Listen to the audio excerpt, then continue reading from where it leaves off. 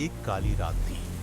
आसमान में बिजली लगातार चमक रही थी और तेज हवाएं जंगल के पेड़ों को ऐसे हिला रही थी मानो कोई अदृश्य शक्ति उन्हें उखाड़ फेंकना चाहती हो। शहर से दूर घने जंगल के बीच एक पुरानी हवेली खड़ी थी, विराज हवेली। उस हवेली बारे में कहा जाता था कि वहां पिछले 15 सालों से कोई नहीं रहता। गांव वाले उस जगह के पास जाने से भी डरते थे।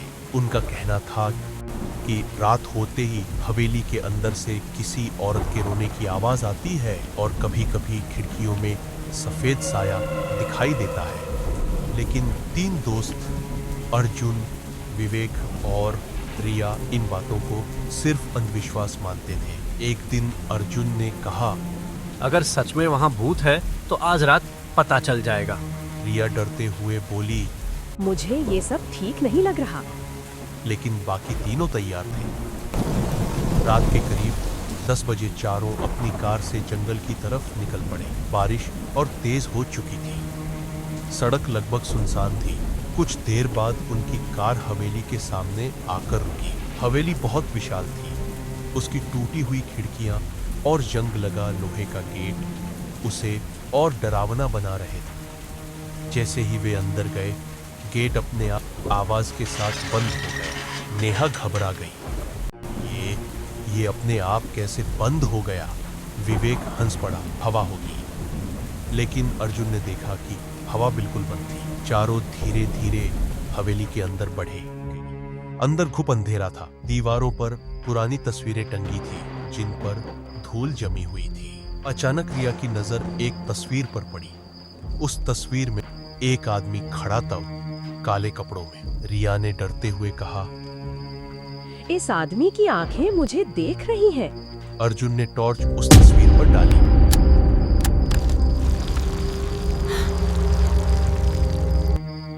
तभी तस्वीर की आंखों से खून बहने लगा।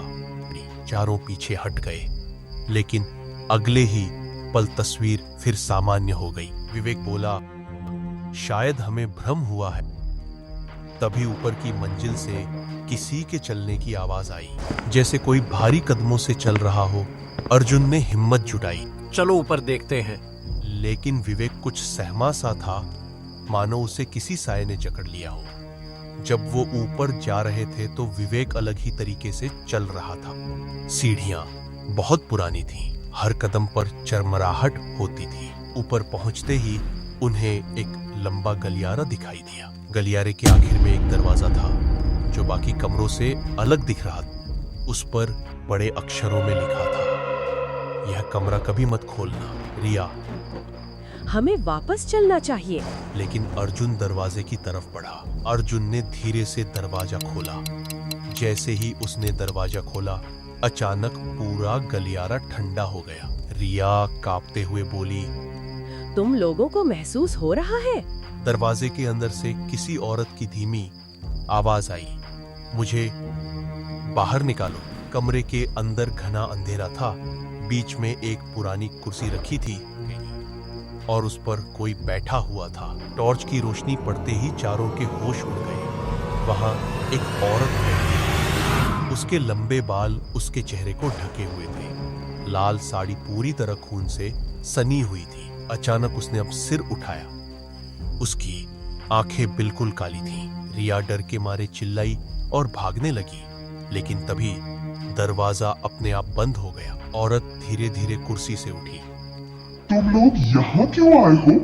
उसकी आवाज इंसानी नहीं लग रही थी। अर्जुन कांपते हुए बोला, तुम कौन हो? औरत मुस्कुराई, मैं इस हवेली की मालकिन हूँ। कमरों की दीवारों पर अचानक खून से शब्द लिखने लगे, सब मरेंगे। रिया रोने लगी। हमें जाने दो। लेकिन तभी कमरे की लाइट अपने आप जल उठी। अब उन्हें दीवारों पर सैकड़ों हाथों के निशान दिखाई दिए, खून से बने हुए, और कमरे के कोने में कई कंकाल पड़े थे। अर्जुन डरकर बोला, ये सब क्या है? औरत धीरे धीरे उनकी तरफ बढ़ने लगी। जो भी इस कमरे में आया कभी वापस नहीं गया। अचानक अर्जुन को एक पुरानी डायरी दिखाई दी। वो तुरंत वहां गया और उसने जल्दी से डायरी उठाई। डायरी में लिखा था, इस हवेली की मालकिन माया को उसके पति ने इसी कमरे में बांध के चला गया था। मरते समय उसने बदला लेने की कसम खाई। अर्जुन ने कांपते हुए पढ़ा, उसकी आत्मा अभी भी इस कमरे में कैद है। तभी माया जोर से चीखी, पूरा कमरा हिलने लगा, खिड़कियां अपने आप खुल बंद होने लगी। अचानक विवेक हवा में ऊपर उठ गया। अगले ही पल उसका शरीर जोर से दीवार लगा। उसके सिर से खून बहने लगा और अर्जुन चीखने लगे। रिया ने दरवाजा खोलने की कोशिश की, लेकिन दरवाजा नहीं खुला। तभी माया की आवाज गूंजी, अब कोई नहीं बचेगा।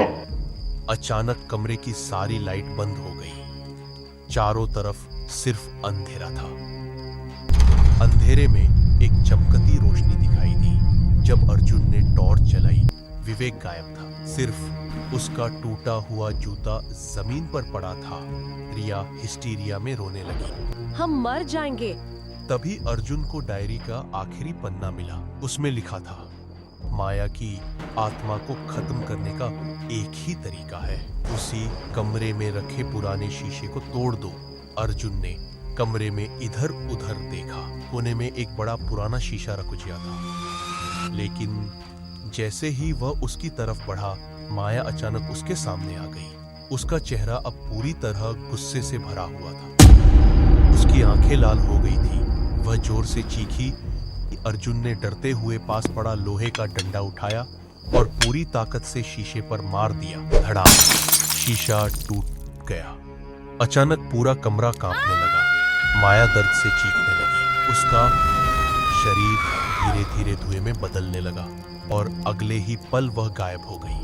कमरे का दरवाजा खुल गया। अर्जुन और रिया तुरंत नीचे भागे। वे जैसे तैसे हवेली से बाहर निकले और पैदल भागने लगे। बारिश अब धीमी हो रही थी। रिया रोते हुए बोली, विवेक और नेहा। अर्जुन चुप रहा। उस रात के बाद दोनों ने कभी उस हवेली का नाम तक नहीं लिया। सुबह हवेली पूरी तरह से शांत हो गई थी, लेकिन कहानी यहीं खत्म नहीं हुई। कुछ महीनों बाद एक नया परिवार उस हवेली में रहने आया।